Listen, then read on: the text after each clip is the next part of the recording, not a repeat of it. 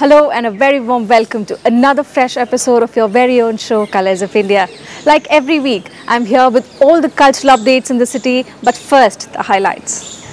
The culturally rich annual folk festival of the Sangeet Natak Academy, the cosmic dance of Shiva, and some authentic Arunachal food. Diversity is our virtue, and this is because of our rich cultural indigenous heritage. So to begin with, we get you glimpses of the Sangeet Natak Academy's festival of tribal and folk art forms, Desaj.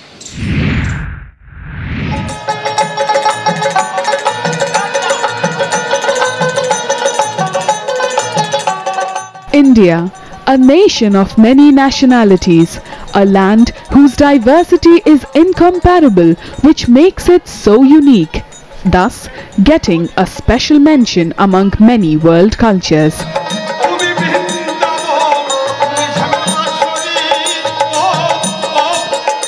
The physical vastness and the living races and beliefs have given birth to myriad indigenous folk rituals.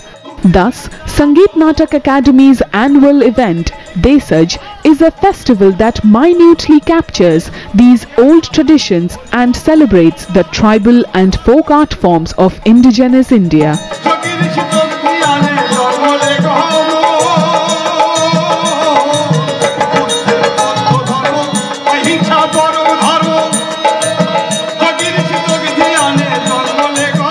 This year, the theme is children's literature. So though we are presenting folk and tribal arts, but mainly presented by the younger generation, especially children. People who are watching in the audience get so excited when they see when they hear the drums and the music. And they are invited by those artists because it's a community art, so they all come and join. That's the way it happened, and that I think makes it more meaningful.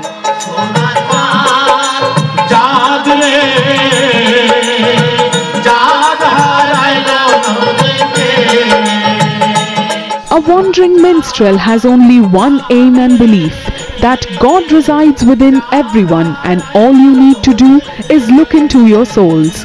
This is what the Fakiri songs of Marul Islam Khan preached.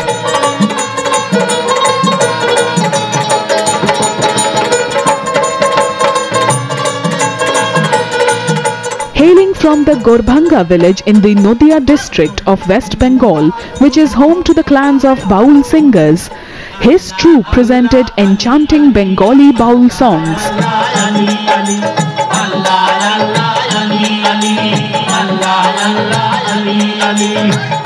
The word Baul originates from the Sanskrit word Vatula. Their history dates back to the 15th century. Presenting an aesthetic state of trance, their songs are celebration of brotherhood and the desire to experience the ultimate truth.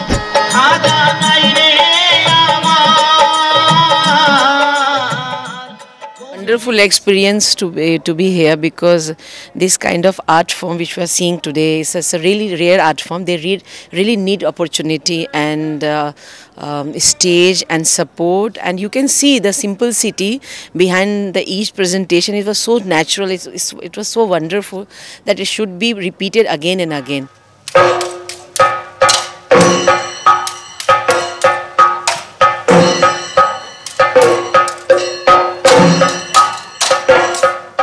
Up next was Kerala's martial art form, Kalariyapayattu. It is one of the oldest fighting techniques of India, where the human body is used in every possible way as a weapon.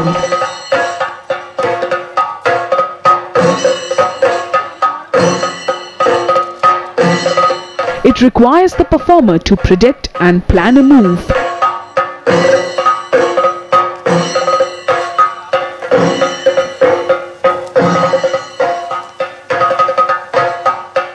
This combat art form was performed by Nitya Chaitanya Kallari group, who showcased many blocking and tackling moves using different props like sticks, swords and daggers.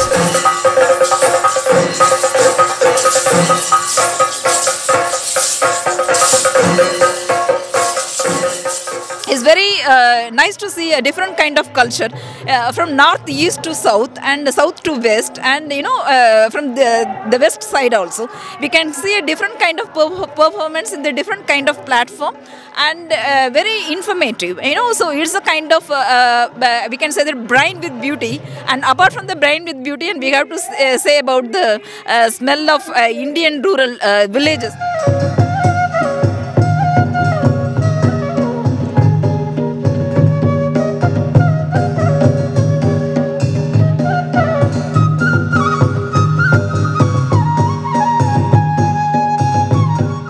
This was followed by Mamor Puja, a tribal dance form from Jhargram in West Bengal.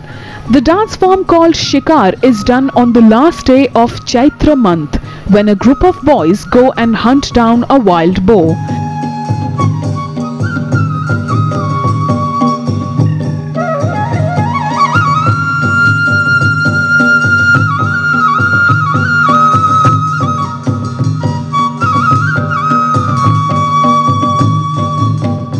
Expressing their elation, girls and boys dance around and dedicate it to the deity Mamor. It is mostly accompanied by traditional tribal instruments like the dhol, bamboo flute, the dhamsa and the madal.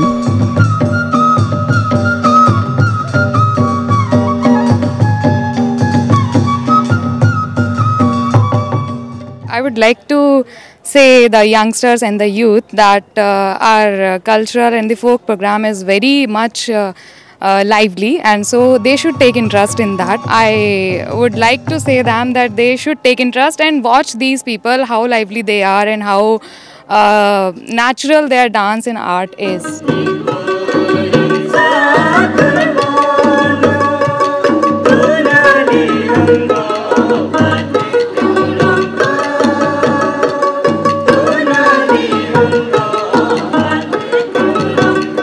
Sikkim's Lepcha music and dance surfaces from the indigenous clan of Lepchas.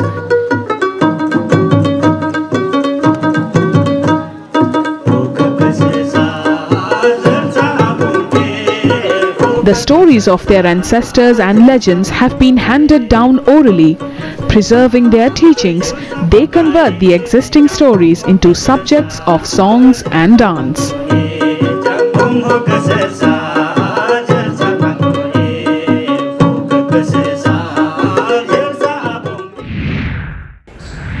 One feels absolutely thrilled to be so close to culture, and that just gives more proof of how India is united in diversity. On that note, we take a very short break. Lots more coming up on the other side. Stay with us. After the break, we get you a unique performance that depicts the various aspects of Lord Shiva's personality and some mouth-watering northeastern delights. Welcome back. Present-day choreography is all about being creative and conveying a message through performance. That is exactly what you will see in this new and daring act by a team from Kerala. The Neemrana Music Foundation and the Sri Ram Kala Kendra have together staged this presentation.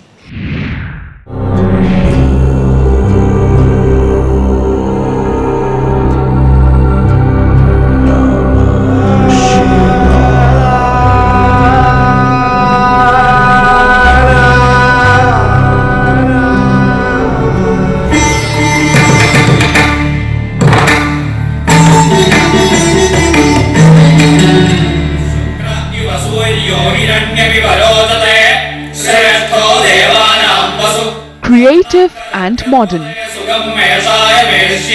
The Cosmic Dance of Shiva was a presentation staged by the troupe Samudra from Kerala.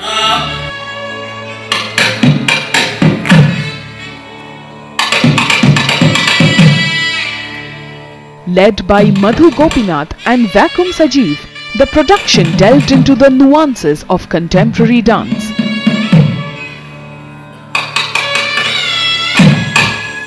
When we come to our body and mind to do some experiments, we won't stop.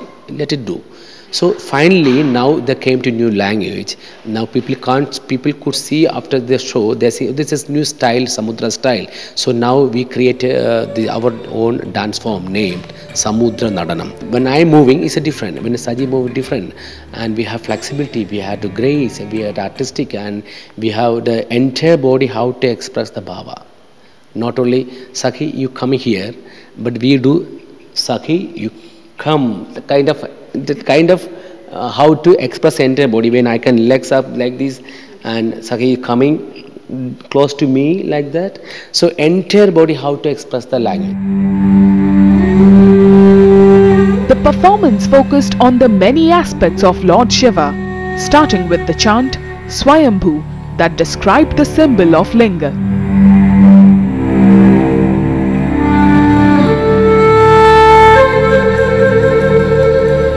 This was followed by an act that showed Shiva's attributes of serenity, depicting him as calm and content.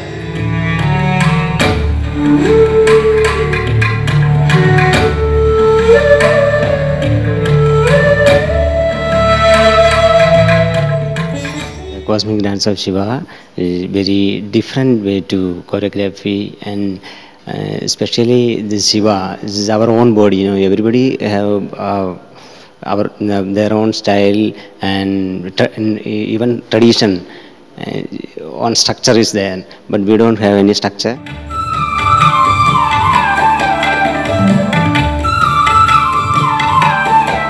Both Madhu Gopinath and Vacuum Sajeev are award-winning choreographers from the South. They are also credited with creating a new form of dance called the Samudra Natanam.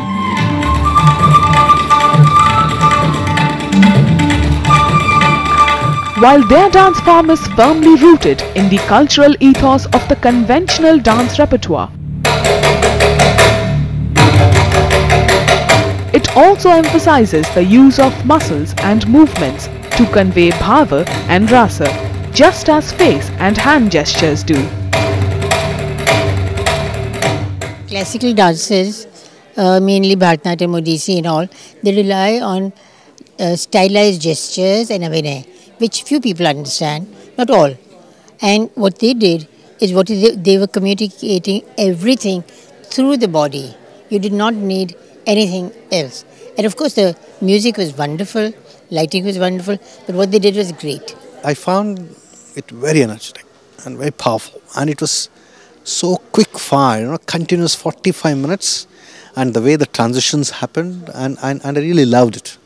It has a great sense of intense 45 minutes where everybody is glued and thinking all along what is the next that's going to happen. I think the choreography was very good.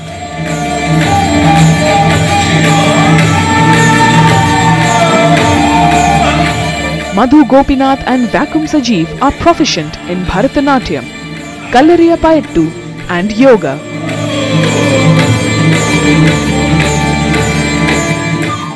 Well indicated by the elements freely used in their style.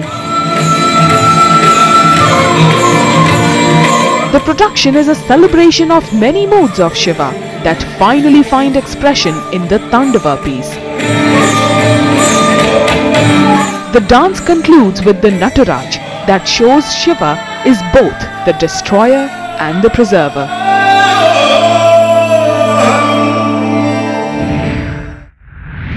Equally impressive was the Lasya. A fine blend of firmness and gracefulness made the new production of Samudra enthralling. And now, shifting focus from one form of the art to another. Amid the hustle bustle of the national capital, the vibrant thrill of the city's cultural character glows on. A month-long street art exhibition in the capital has been a huge draw with some fascinating work on display. And in case you missed it, we captured it in our cameras specially for you.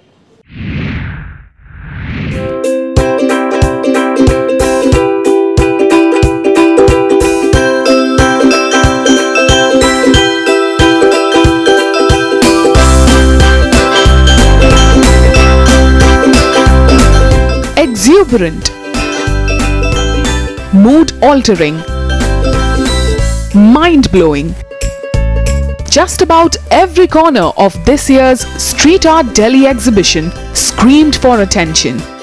Some 60 graffiti artists from India and abroad were in the city for the month-long event staged in the culture-steeped Horsecars area of the capital. And surprise, surprise, it was an indoor event, a first-of-its-kind venture reaching out to people and their social spaces. Impactful and inspiring indeed. The incredible power of street art, that you can change a landscape, you can change a building, you can change the city, that, I mean, is always perceived as something given, something untouchable, something that is just, you know, that actually, I mean, leaves you instead that you leave the street. All these artists get influences from the street, and their artworks are really different in a way if they work in India or in Europe or in US, because they get this sort of influences from the street. So the purpose of the exhibition was really trigger this kind of dialogue between the outside and the inside. Among the big names and their art, Delhi's own Daku, who chose money as a motive. The good old PCO looked to bring to life the pre-mobile phone days. A simpler life, some nostalgic moments. Abstract and illusionistic work caught my eye too. Like this one, a door in the middle of the room, its artistic energy just bursting forth. These posters from the classics Do Bhiga Zameen and Mother India were quite a draw, and I just couldn't resist a click. Street art is such prolific because of the streets, because the city is the real teacher. It's like a sort of lab, you know, in which you really experiment and you are free to express yourself. You reach people that never go to museums, never.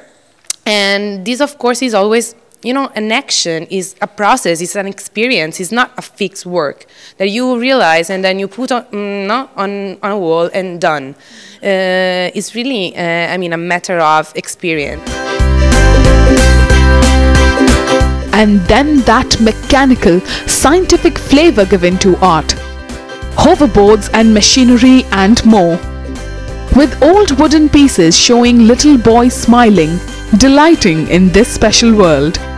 The exhibition was a sweep into the massive possibilities of art graffiti and the spell it can cast. Motivation enough for the most non-artistic among us to pick up a brush and paint away. And you could even carry your favorite exhibit on t-shirts which the organizers had put up on sale. Certainly a souvenir to treasure. On that note, we head into another quick break. The food trail on the other side. Do stay with us. After the break, we introduce you to the deep-rooted food culture of Arunachal Pradesh. Don't go anywhere.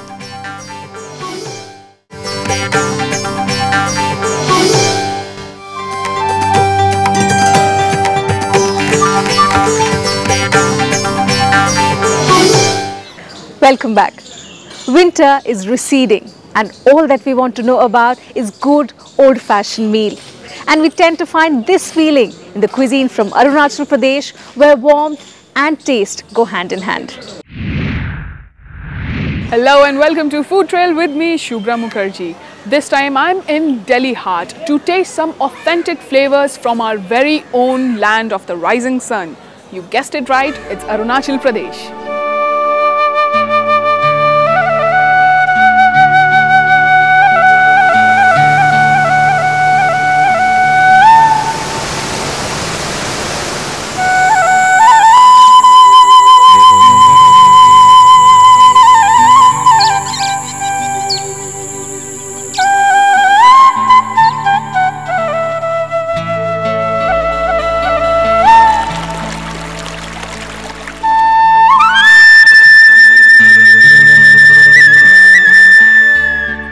Its mountains, valleys and clear skies are the first in India to feel the morning sun each day.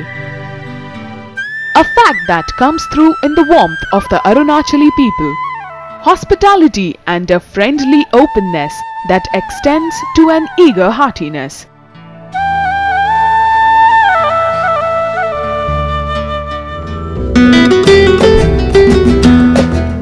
So an invitation to delight in the deep-rooted food culture of the state was a delight in itself.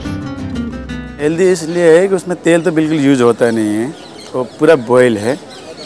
और उसमें healthy इसलिए है कि वो तेल मसाला अब use नहीं करेंगे, तो एक तो शरीर को फ़ायदा तो है ही है, और एक तो वही है कि तवांग में ज़्यादातर लोग ये बॉयल खाना इसलिए पसंद करते हैं और इसलिए वो खाते हैं कि उनको मतलब ये दूसरा मसालादार खाने और इसमें वो खुद खा के मतलब थोड़ा फ़र्क महसूस करता है कि हमको ये खाने में ये सबसे फ़ायदा है।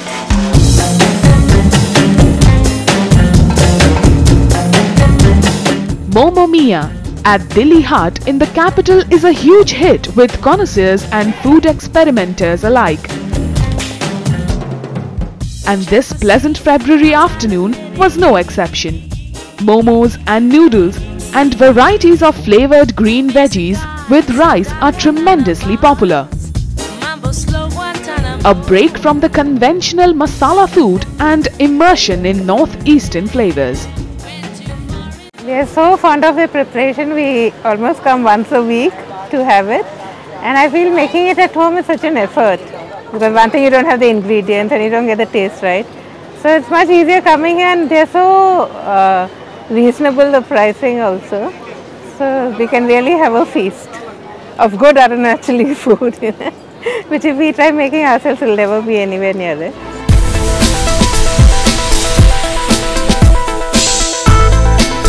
Cooking the state's delicacies has to go beyond the ingredients and the gas stove. It's more about understanding the people and their taste buds. Together with the strong influence of the Orient, Nepal and Tibet and beyond.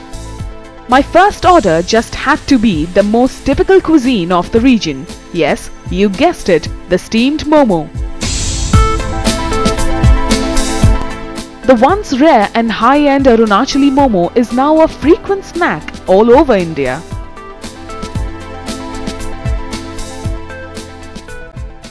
Arunachal Pradesh shares a close proximity with China, Myanmar and Bhutan, which leads to the intermingling of the food cultures as well. And so, because of this, we have inventions on or creations of new food dishes or dishes like momo which are existing, but there are new versions.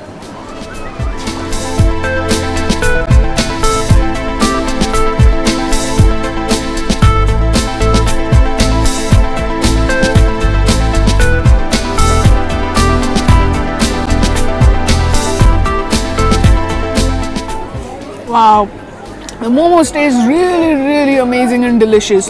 The momos over here are stuffed with, you know, chunky pieces of chicken, caramelized onions and lot of vegetables, and these are really nice and sweet and tender. So it's very good. Up next, the Tibetan speciality thukpa or noodle soup. Following the trail of momos, the thukpa also originates in Sikkim and Ladakh along with Arunachal. The tasty delight is traditionally called gyamthuk.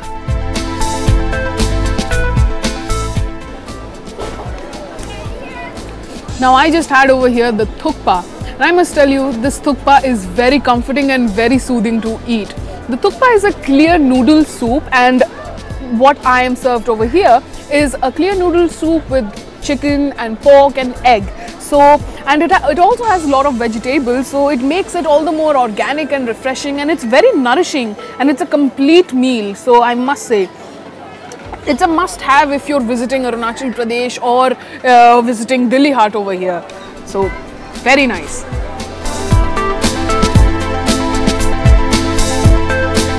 And beyond the snacks to the authentic Arunachali thali. Starched rice cooked in the local style, pork with bamboo shoot gravy and seasonal boiled vegetables is a treat indeed.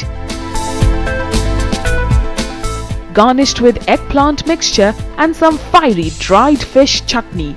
Believe me, holding back is not easy.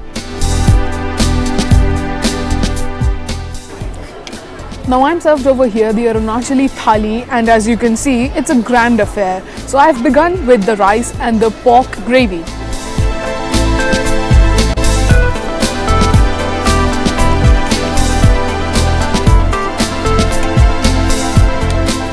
The pork gravy is really very delicious. It has a lot of vegetables in it, and bamboo shoot is the main ingredient that gives a lot of character to the dish. The pork and the bamboo flavors are infused together and they create a very new version of the dish itself. And I must say, the bamboo is really chewy and the pork is very succulent. So it's very refreshing and very interesting to taste such a dish.